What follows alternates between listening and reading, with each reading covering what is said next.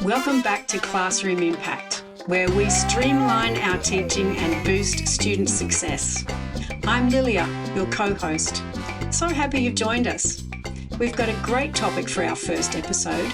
We've chosen this topic specifically as our first because we think it's so important to make impactful changes that actually lighten our load rather than add to it. Kylie and I are having a conversation today about a book called The Pruning Principle by Simon Breakspear. We can sum up this principle with a short saying he uses throughout the book: do less, but better. The idea that sometimes doing less can help us do better is very rarely talked about in schools. Usually, when schools want to improve, things get added to our workload without thinking about where the extra time and effort will come from. When we are asked to identify the main challenge we face while working to improve our practice and impact, most of us would say it is time. There never seems to be enough time to prepare lessons, never enough time to finish that admin task before the bell rings, or to help that crying student who comes up to us on the way in from lunch. Never enough time in the classroom to go over that difficult concept again, and never enough time for rest and relaxation. If you haven't checked out the book, we'd highly recommend it. Whether you're a classroom teacher or in leadership, it's a book that provides achievable and practical solutions for us as time-poor educators. Stick with us while we nut out how to make these changes with a few laughs along the way. Whether you're new to teaching or you've been teaching for years, you'll love this episode. Now, here's my co-host Kylie to lead us into our discussion of the pruning principle. Hey, classroom impactors. I'm so excited to bring to you today insights which we all desperately need from Simon Breakspear's book called The Pruning Principle. After 19 years of teaching, this concept is an absolute game changer. And as we're able to put it into practice more and more, it's one that will make our teaching lives infinitely better. All right, Lilia, I've got a story for you. My very first day of teaching ever, straight out of uni, I get called up for my first casual day and I'm teaching year 6. So here's me wanting to go next level with my teaching, as I usually do. I over-prepare. And the night before, I've planned all my lessons. And the maths lesson, I wanted to make it as practical as possible. Now, we'd just come back from India, an overseas trip, where we had to do heaps of converting of currency. So I thought this would be a great, fun, practical lesson. So I got a whole class set of supermarket brochures, made my own worksheet where they had to create a shopping list and convert currency to work out the value of each item. I also rehearsed all my other lessons down to the finest detail. Well, the next morning I fronted up to school, keen as anything, so pumped to see how it actually go. And I get to the office and I meet with the assistant principal who had booked me in for a casual for the day. And looking really flustered, she just realised that she'd booked me as a casual on a class that had a master's teaching student that could teach without needing any supervision. So instead of sending me home, I got the task of cleaning out a storeroom. Oh, no. But you wouldn't actually have been able to clean it out because you weren't on staff. Oh, for sure. I kid you not. This storeroom was overflowing. I mean, there was stuff from the 1980s in there, but there was no way I was actually throwing anything out. Can you imagine? So I basically just organised everything, but it was just as cluttered as when I finished. Well, you can only do what you can do. Yep, and this brings us to our topic for today. This is such a common occurrence in schools. Storerooms and sometimes classrooms and schedules are overflowing. Yeah, it's in every school and we've all seen it and we've all lived it, especially every time we walk into one of those storerooms and get something. So we're all so busy and we just have time to dump things and run out and everything goes everywhere. Yep. Now, Lilia, I know you love a good Marie Kondo clean out. I do. So tell our listeners about how far this obsession goes with you. Look, it started young, didn't it? You remember when we were kids? I'm the oldest, and so we're about 14. I was about 14, and our family room would get cluttered, and I'd get over it at some point, and I'd want to clean it up. I didn't want to clean up all the stuff that you guys had left around, and I'd try to get you all help me to do the declutter and tidy. Yeah, well, I think that possibly might have been because you insisted that we suddenly drop everything right then just because you were the one who was feeling motivated. Yes, I remember you being very annoyed about that. Actually, all three of us sisters are a little bit obsessed with decluttering and organising now. And we insist on seeing each other's before and after pics on our sisters' WhatsApp chat.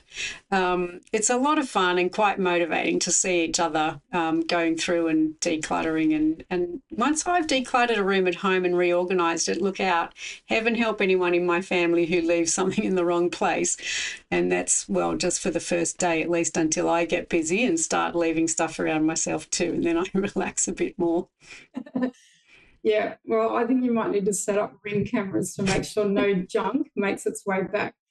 But now back to our school environments. It's not only storerooms that can get overcrowded, but it's also overcrowded schedules that provide just as much challenge. You know, when I was in my first year as assistant principal, I was desperate to make a difference. Now I look back, my schedule was crazy. I was teaching a kindergarten class, doing a voluntary computer coordinator role. What a recipe for burnout. But I was determined to prove that I was superhuman. Anyway, I must say that I often fell into the trap of adopting the easiest and not necessarily the best new initiatives. I put pressure on myself to find new initiatives just to feel like we were moving forward. Yes, and innovation is not always the best way to improve impact. Plus, the less time we have, the less time we have to research new initiatives. So we take on new things, sometimes because we see other schools doing them, or because it's in a shiny new package, or because someone who's very convincing has made it sound good. The only thing is, if it's not good, it costs us time and effort and energy. And in the long run, we just don't realise that it's not going to be as impactful. So Simon Breakspear calls this the additive trap, which is a term to describe the natural tendency we often have to add more when we want to make improvements. For sure. You know, those professional learning sessions on well-being, we always seem to give ourselves strategies that actually take up more of our time, like doing more exercise, meditating, and making sure that we're sending positive messages to ourselves. These are all important things, but what about more well-being strategies that free up our time, that lighten our loads so that we have more time to look after ourselves? Yeah, and that's actually leading us to our topic for today. And it might sound like we're aiming to do less, which will result in achieving less. But Simon Breakspear writes about how we can actually be more productive by doing less. He uses the analogy of pruning, the kind we would do to our lemon tree or our rose bush. His suggestion is to prune back anything that doesn't produce the results we want and transfer our effort to the things that that will have the most impact. Work towards achieving the specific goals we've set for growth, and we channel our energy into things we do want to see flourish. Now, Kylie, you've actually had the benefit of teaching in a school that totally had this nailed. Tell us about what you experienced. Yeah, for sure. The principal had put a poster up on the wall on the staff room that said, "Do less, better." But even before I saw this sign, I'd noticed it in subtle ways right throughout the school. This concept had been implemented right across everything in teaching, in programming, in learning support, in meeting schedules, and in whole school events. It's funny, one of the things that constantly came up as I was noticing things throughout the school was this word of trust. So we're going to be exploring this concept as we delve into discussion on pruning. So let's start with the basics. Sure. So Simon Breakspear's main message in the pruning principle is if we want to grow something strong, we have to cut back what's unnecessary. Yep, just like a gardener pruning a plant so it can flourish. When we say yes to everything, new programs, new fads, endless initiatives, we end up spreading ourselves too thin. Yeah, and I think every teacher who is listening right now just nodded. We've all been there, running on empty, trying to meet 50 goals at once. Breakspear calls it initiative overload. However, what you get if you flip this scenario is clarity and courage. Clarity about what matters most and courage to stop doing things that don't actually produce results. It's not about laziness, it's about focus, doing fewer things, but doing them really, really well. So step one is clarity about what matters most in our work. So Lilia, what were the core components of your work this week that really moved your students forward? I think when I'm teaching in HAS, really thinking about teaching first. So starting off knowing that the students don't really have knowledge of the topic and really focusing on those mode A teaching practices, which is presenting new knowledge in an explicit way, checking for understanding, looking for lots of engagement backwards and forwards, giving opportunities for pair share and cold calling so that I'm checking that everyone's thinking about and incorporating that new knowledge. So really using that teach first so that I'm not giving the students research to do when they actually don't have any knowledge about the topic or much knowledge yet. I think also adjusting my maths scope and sequence because we noticed at the end of last term that the number and algebra basics for our cohort needed some more practice to develop accuracy, getting it correct, and fluency, getting faster. So developing that automaticity. So just adjusting, not pruning a scope and sequence, but adjusting it. Okay, that's gold. You know, we've probably got the perfect mix of backgrounds to be able to present this topic Yeah, go on. because I've had experience of working in a school that already had this concept down pat. So I can tell you all about the joy and freedom of having it all laid out for me. But I'd have to put my thinking cap on to work out how to get this started in a school. But you have the benefit of being in a school that's wanting to head down this path and you're building it as a team from the ground up. Sure, yeah. And I've got a few stories to tell about the trial and error of getting it going.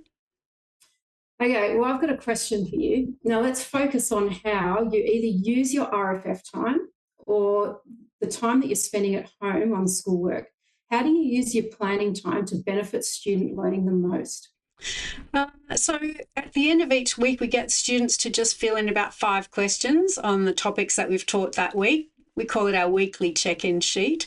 And we use those, we just quickly go through and look over them quickly to create our what we call CCC lessons. So that's targeted small maths groups, and the CCC stands for Consolidate, Connect and Challenge. And those small groups are taught by our teachers and TAs for across the year level. So it's really great to see students being successful when they've needed a little bit of extra explicit teaching of a skill before they can confidently practice it, or the students who've mastered the skill getting extension opportunities to use it in those higher order problem solving activities. So spending a little bit of my release time to place those students into the exact groups they need to be in for that specific skill really helps to build their success and their confidence. And also creating the daily reviews to help students move their new learning into long-term memory using space practice. So I use a system-provided solution that allows me to gather slides from a very large database, and I can then go in and edit them. Now I'll flip it to you, Kylie. What's one way you regularly used your RFF to maximise student learning? Yeah, definitely that modifying slides one from a large database. That's a big game changer. And you actually end up with a better outcome with using less time. So when I'm modifying my daily reviews for the next week, I do it while the knowledge of what my students know is still fresh in my mind. So during the daily reviews where we do a whole class rapid consolidation of what we just worked on, I'd suddenly have these strong realizations. They've pretty much got this concept. They don't need an in-depth repeat of this concept. But I think another week of it in daily reviews will pretty much cement it. And I really learnt to trust my own judgment in this. And while all of this was still in my head, so in my RFF, I was modifying the daily reviews for the next week. So I found that there was no need for written observations because we'd just gone through the necessary amount of repetitions where I'd seen students' answers as a whole class when they all held up their whiteboards at the same time. I mean, at first I tried printing the slides and making really quick notes straight after the daily review. But after a while, I realised I didn't even need this because there were really strong patterns of where the students were at. and they were reinforced every day, and they were so obvious. And my time was so much more effective being used to teach rather than write observations. Yeah, okay. This is the sort of stuff that really makes a difference in our schedules and also to our students when they are feeling that success, I think. And this is because lessons are sequenced according to the learning needs of our particular students, our core goal. And we can actually cut back on those written observations. That's what I'm hearing you say that we'll be able to do. So, Kylie, we know that neither of us are or have ever been principals, but from your experience in a school that does this really well, what does the principal prune, what did the principal prune that helped you the most? It would definitely be clearing out the morning schedule so I could put all of my effort into doing those last minute tasks that really made a difference to the quality of my teaching.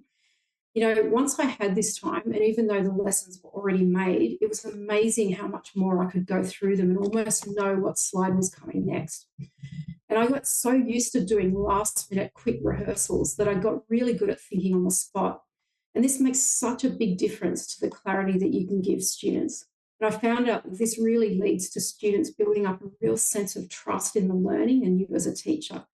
So they really seem to get a sense of calm when the pace picks up and we're able to be much more clear and concise. So there's that word trust again. As it builds, it's such a game changer. Yeah, that sounds great.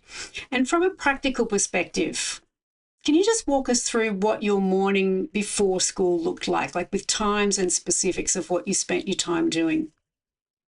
Yeah, sure. Well, it was pretty rare to have meetings in the mornings, and pretty much every teacher was in their rooms going over lessons. And because we shared the task of making lessons, if you'd create a lesson for the day, you might want to go into the teacher next door and explain a new concept of a slide that you'd created, or you might say, here's a bank of words for you to draw on in this slide.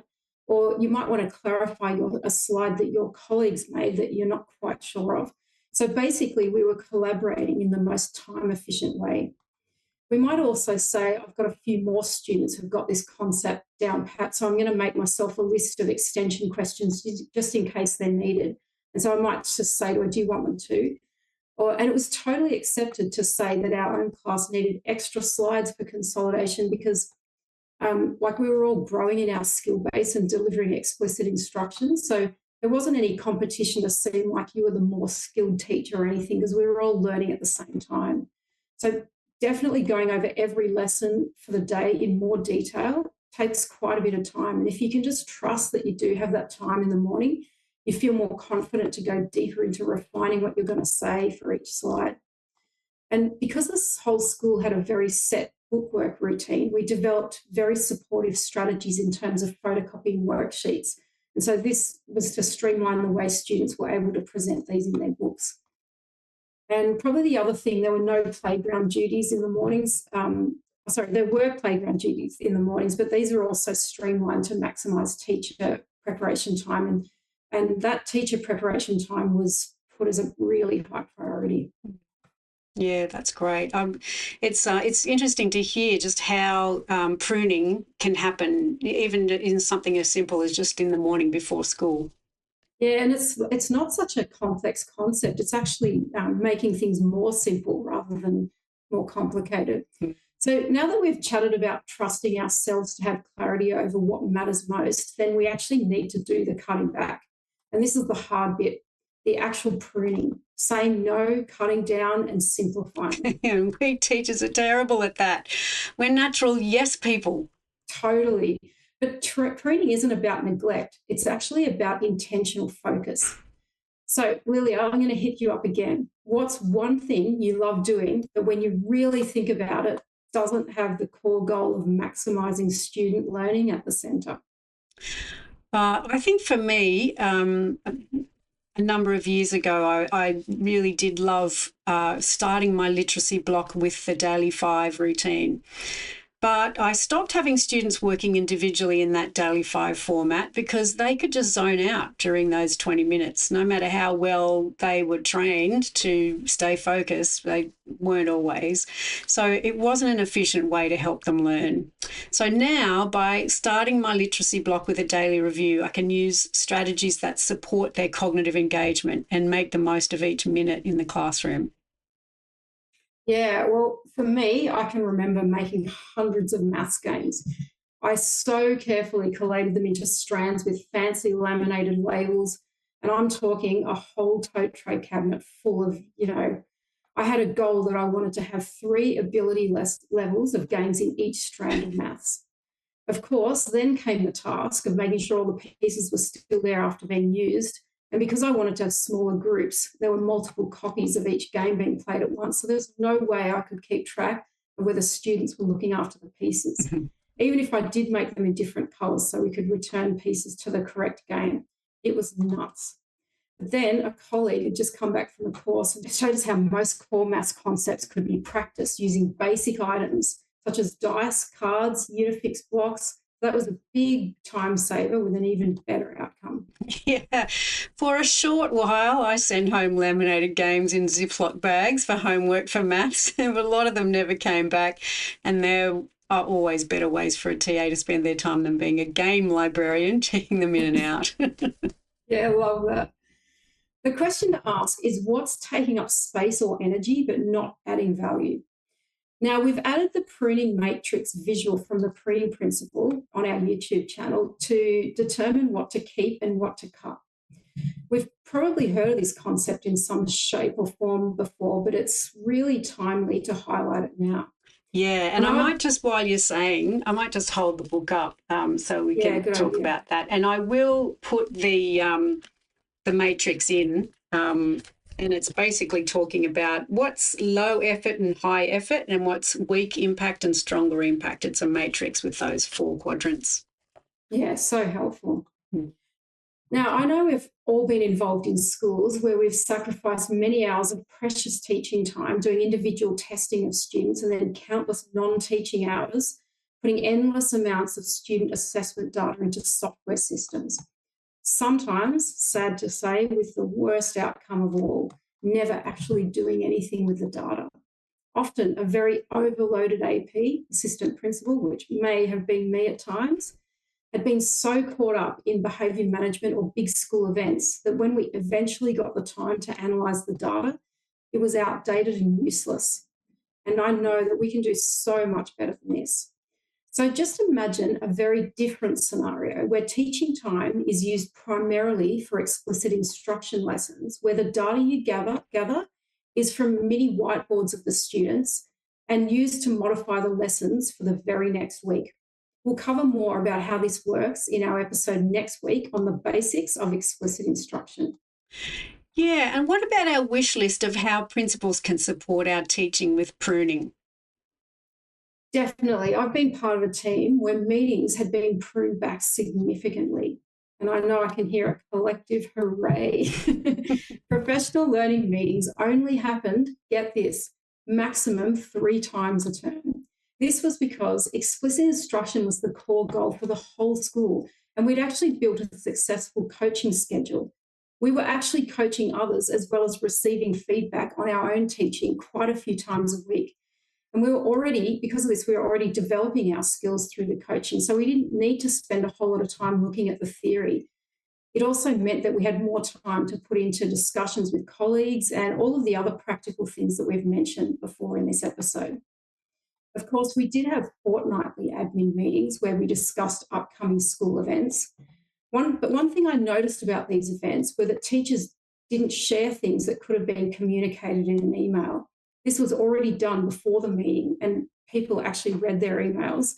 We kept it to things where we needed to receive feedback from teachers so we could actually move forward in organising. Yeah, wow, that's so good. And we've actually been using the Google chat.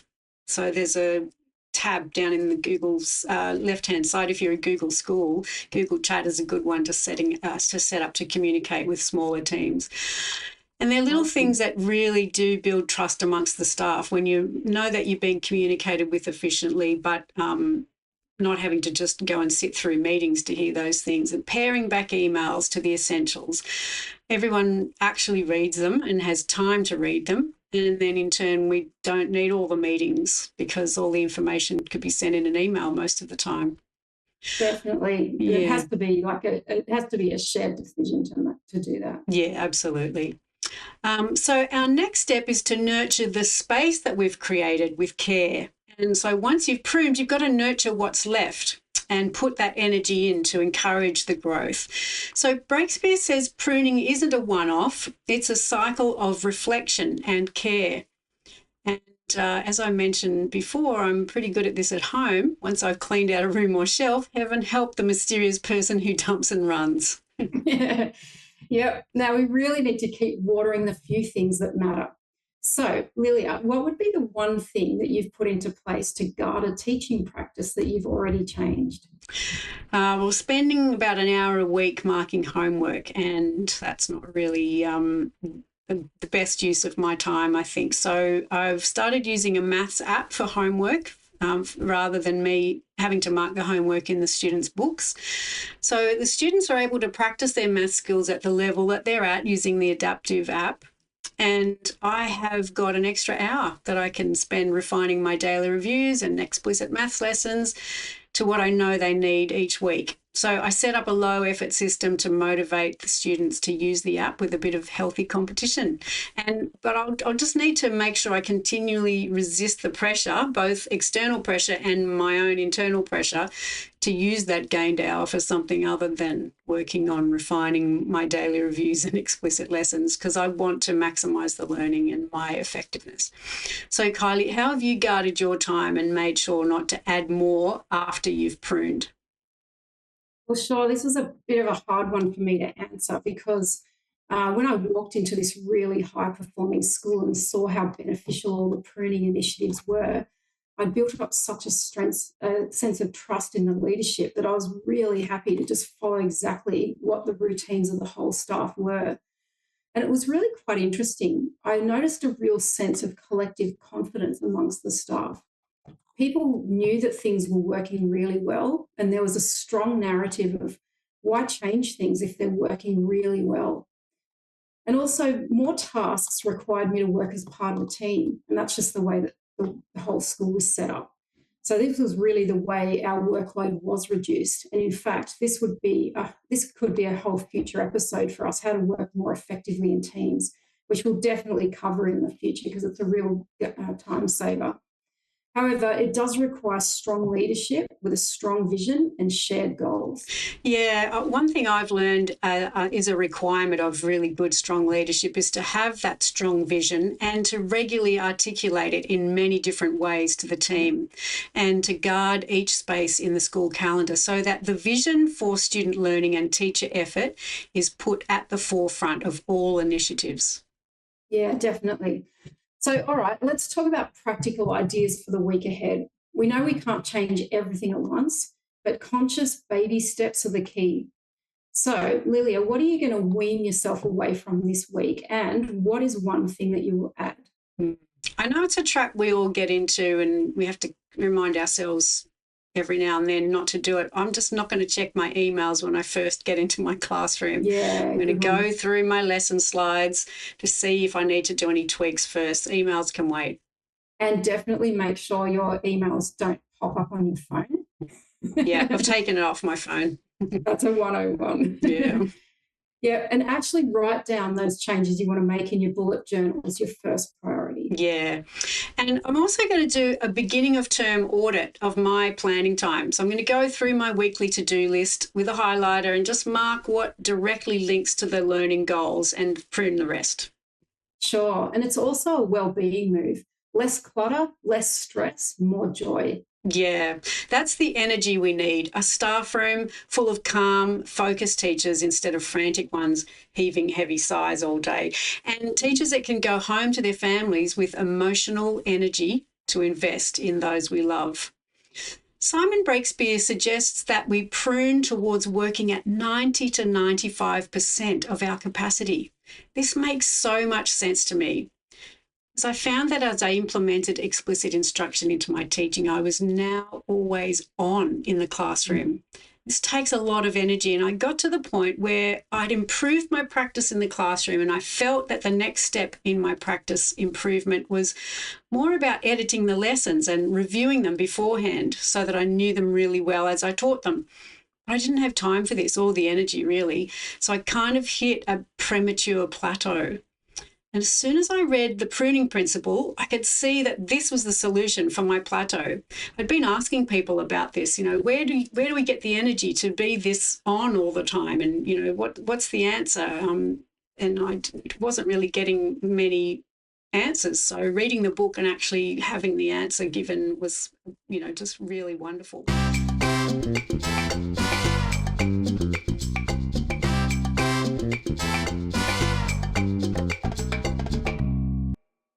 I needed to get out of the additive trap mindset and move my thinking to subtraction. This will definitely give me the energy I need to maximize my teaching effectiveness. Sure. And there's so much more to this topic that we don't have time to cover in this episode. Some of the other topics include the collaborative planning that it takes to develop a shared vision in a school. And then after that, what practices are going to actually achieve these goals. And Breakspear has some really great strategies for how to grow this well. So if this is where your school is at, grab yourself a copy of the Pruning Principle and share it with your colleagues. Also, if you'd like us to do another episode expanding more on the Pruning Principle, let us know in the comments section on YouTube. Thanks for tuning in to Classroom Impact.